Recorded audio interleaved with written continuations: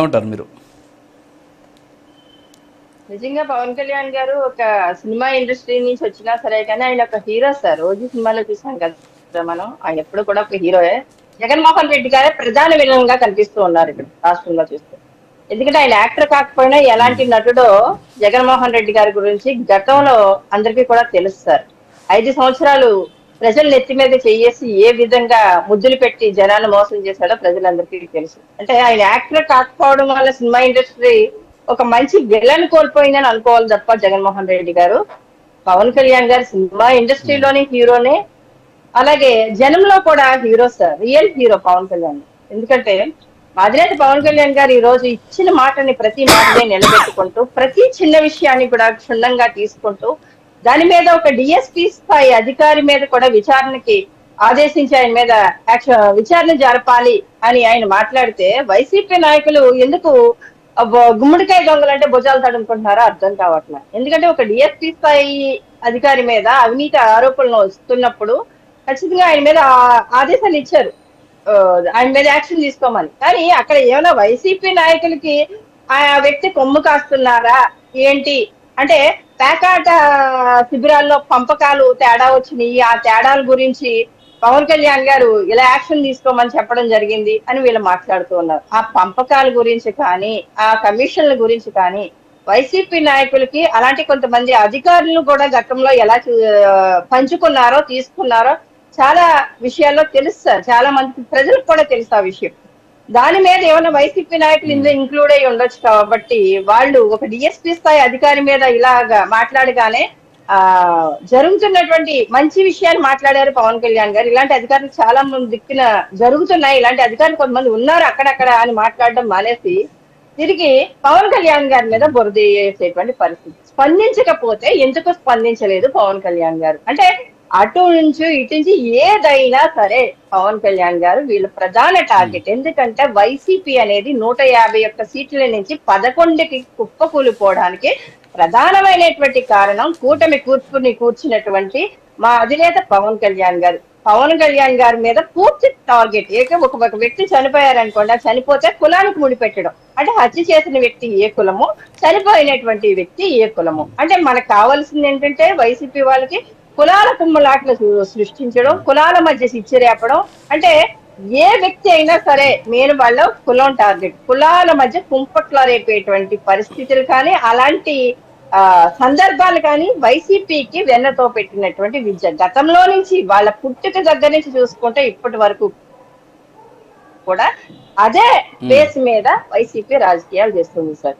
ప్రధానమైనటువంటి అంశం ఏంటంటే ఇక్కడ వైసీపీ ప్రజా ఉద్యమం అంట. వైసీపీ ఉనికి కోసం ఉద్యమం సార్. అది ప్రజా ఉద్యమం కాదు. ప్రజలను స్వచ్ఛందంగా వాళ్ళు చేసేటువంటి ఉద్యమాల్లో చూడండి వైసీపీ నాయకులు తప్ప ప్రజలు ఎక్కడా కనిపించరు.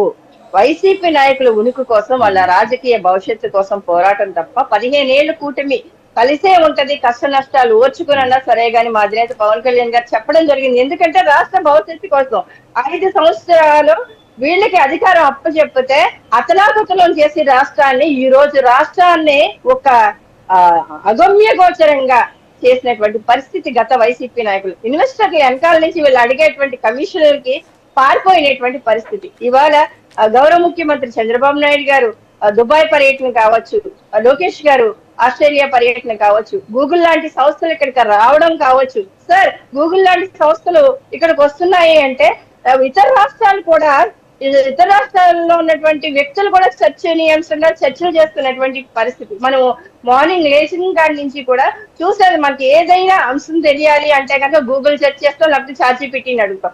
ఇలాంటి టైంలో ఈ రోజు ఇన్వెస్టర్లు అంటే లోకేష్ గారు కూడా, ఐటీ శాఖ మంత్రి వర్యులు లోకేష్ గారు కూడా ఇన్వెస్టర్ ని ఆకర్షించడం దగ్గర నుంచి స్టార్ట్అప్ల గురించి మాట్లాడుతూ ఉన్నారు సార్. స్టార్ట్అప్ అంటే ఏంటి అంటే వాలంటీర్ వ్యవస్థ గురించి తెలిసినటువంటి వాలంటీర్ వ్యవస్థ నిర్మించినటువంటి జగన్మోహన్ రెడ్డి గారికి స్టార్ట్అప్ల గురించి తెలియకపోవచ్చు. ఎందుకంటే ఆయన వాలంటీర్ వ్యవస్థ దగ్గర మాత్రమే ఆగిపోయారు.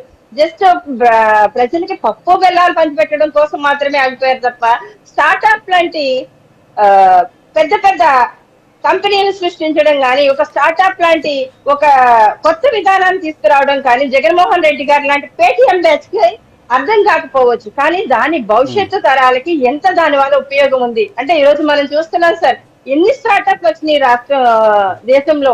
ఆ స్టార్టప్ల వల్ల ఎంత పెద్ద అభివృద్ధి జరుగుతుంది. ఈ రోజు మనం అనేక చూస్తున్నాం, ర్యాపిడో దగ్గర నుంచి అనేక స్టార్టప్లు. ఎన్ని స్టార్టప్లు సార్, ఒకటి కాదు. మాకు సంబంధించినంత వరకు ప్రతిదీ కూడా కొత్త అంశాన్ని, కొత్త విధానాన్ని తీసుకురావడం, దాని అభివృద్ధి తీసుకువెళ్ళడం, తర్వాత దాని మీద ఏ రకంగా ఎంప్లాయ్మెంట్ సృష్టించడం కావచ్చు, ప్రజలకి అనుకూలంగా, ప్రజల కాళ్ళ దగ్గరికి. ఇవాళ మనం ఆన్లైన్ షాపింగ్ చూస్తున్నాం, ఇవన్నీ పెద్ద పెద్ద స్టార్టప్లే.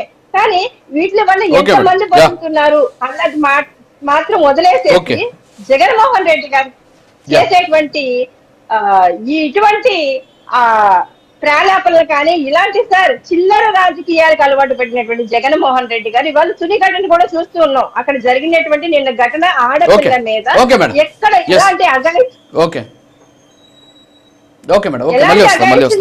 సరే కానీ అది ఖండించారు సార్, ఖచ్చితంగా ఖండించాల్సినటువంటి అంశం. కానీ ఇవాళ ఆయన సూసైడ్ చేసుకుని చనిపోయాడు చెరువులో అన్న మాట కూడా హృదయ విదారకంగా ఉంది. ఎందుకంటే నిజంగా దీని వెనకాల ఉన్నటువంటి ఒక గురుకుల పాఠశాల నుంచి, ఒక సంక్షేమ పాఠశాల నుంచి కూడా.